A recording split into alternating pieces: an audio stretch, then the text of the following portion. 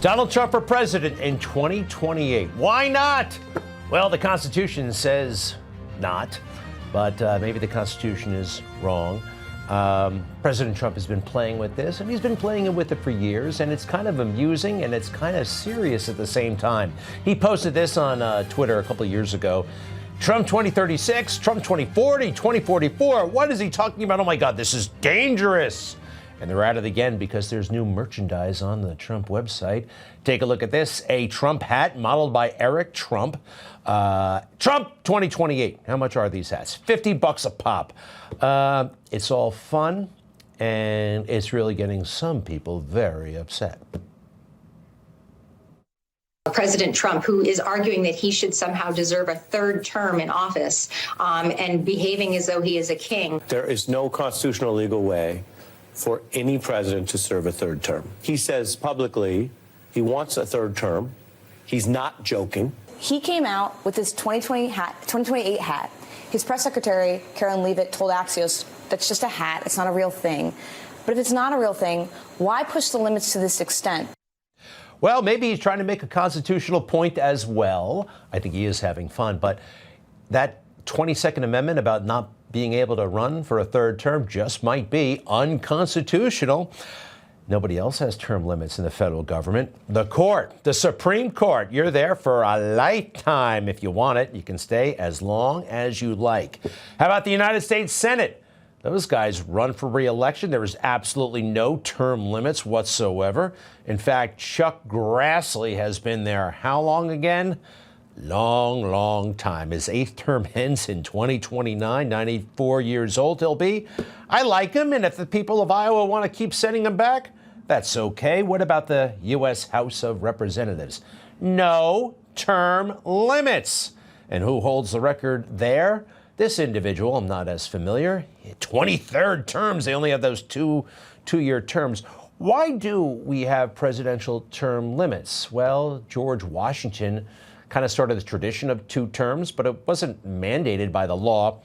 FDR, Franklin Delano Roosevelt, got carried away, was actually elected to a 4th term, and Republicans didn't like it, and some Democrats sued, and they got together to pass the 22nd Amendment, and that's a pain in the neck. You got to get like every state. You got to get it's a big deal to change the Constitution, but they did it.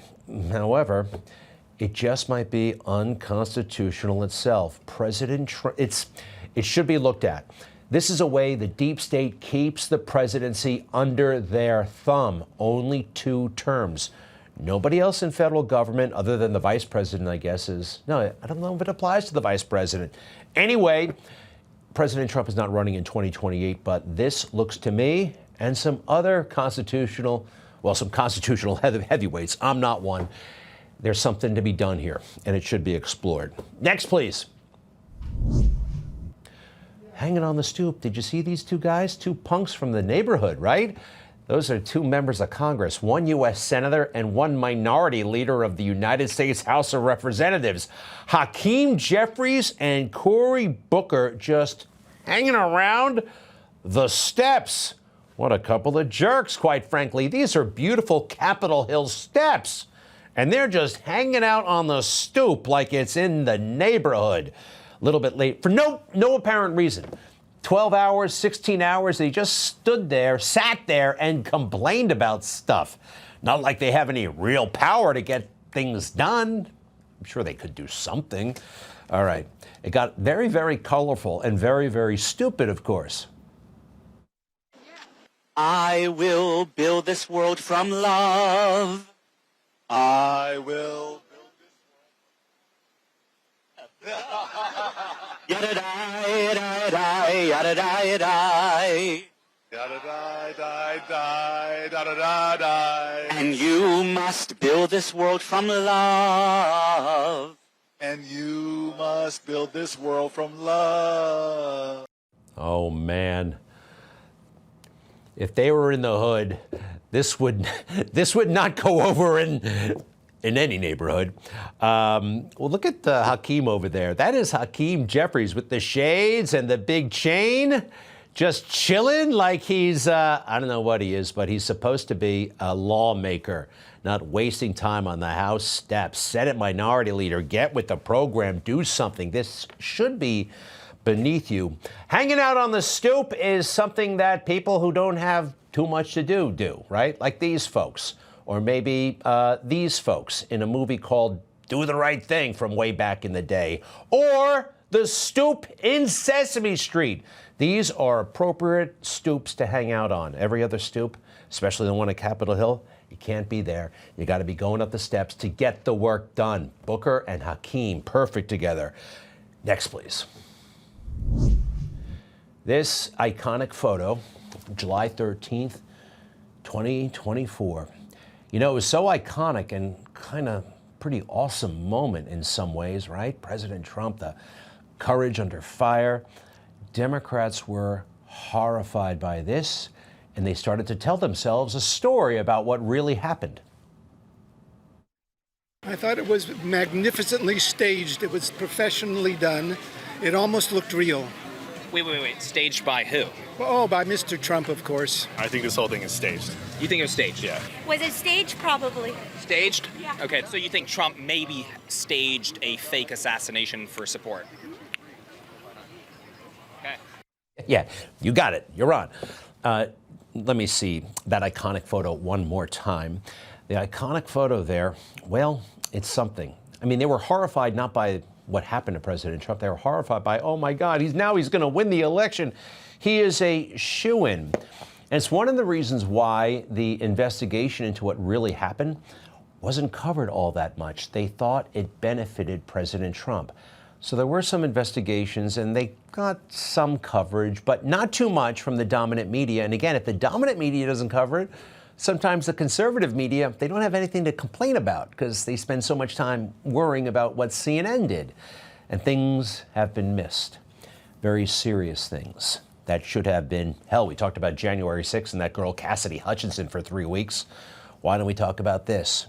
Crooks, the schoolboy, Crooks, right? He pulled this off by himself. Really? Anyway, let's assume for a moment he did. Why did everybody there at that farm site seem to know in law enforcement that he was there?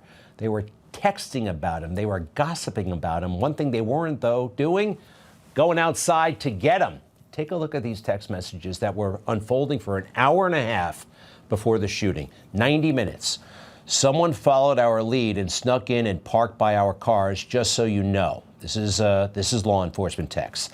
I'm just letting you know because you see me go out with my rifle and put it in my car, so he, Crooks, knows you guys are up there. Next. He's sitting to the direct right on a picnic table about 50 yards from the exit. And all this time, nobody goes out. The bike was not there when I pulled out. Maybe have them check that car. They're still looking for him, but they're not kind of aggressive about it. Are you watching this guy up against our building? Long hair, gray T-shirt, white shorts. He has a rangefinder.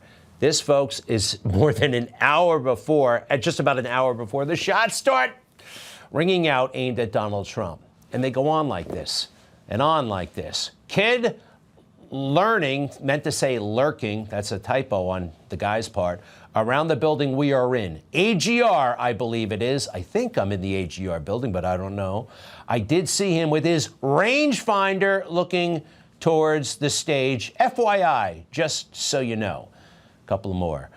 If you want to notify Secret Service snipers to look out, I lost sight of him. And again, they're just texting and texting and texting and texting and not actually getting out there. We have another text message, please. That's it. Well, consider this. By the time he made it to the roof, the people knew and the Secret Service. Watch. Yeah, look. There he is. Because we have millions and millions of people in our country that shouldn't be here. Dangerous people. Criminals. We have criminals. We have drug dealers. We have people that should not be here. Right on the roof. He's on the roof. He's on the roof. The people know it, and actually by this point, from the reports, so do 4 Secret Service members. They know he's on the roof too. And President Trump is still on stage speaking. Take a look at this from the DHS report. Law enforcement identified crooks as suspicious more than 90 minutes prior to the shooting. Next, please. No one from law enforcement, despite numerous texts and calls, managed to locate and question crooks.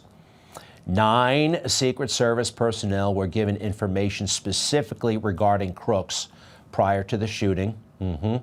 4 Secret Service personnel knew Crooks was on the roof of the AGR building prior to shooting. That's a lot of people who are in the know. It was kind of difficult to talk to each other, though. The local police offered radios to the Secret Service, because the Secret Service, they can be rather snobby about communications and things like that. No, we don't want your radios. You'll just not tell us when you have important information. You'll call the... It was so screwed up. And you know what? This happened under Trump. It didn't happen when Dick Cheney needed removal from a dangerous situation. On 9/11, he's in his office, and some plane they suspect might be headed to the White House, but it turns out not. Listen to what they did for Dick Cheney.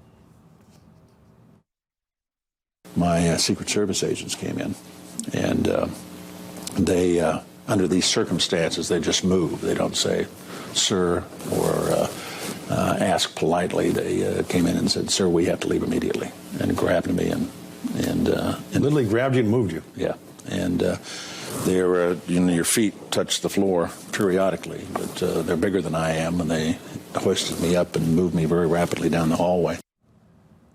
His feet weren't touching the floor. They were basically carrying him out. I've seen other times where he said they threw him, they propelled him out the door. That's how dangerous it was. Okay, that sounds kind of like the Secret Service. Kimberly Cheadle, who was on duty when President Trump was nearly assassinated, she recalls those fun days protecting Dick Cheney. She really was up to the job back then, apparently. Were you with Vice President Cheney on 9/11? I was working at the White House with the Vice President. I was on Vice President Cheney's detail on 9/11, and much like all Americans, it has left an indelible mark on me, and I still think back to moments during that day, and it's really surreal to think about. But I was at the White House working with the Vice President. I was supposed to work just a regular 6 to 2 day shift.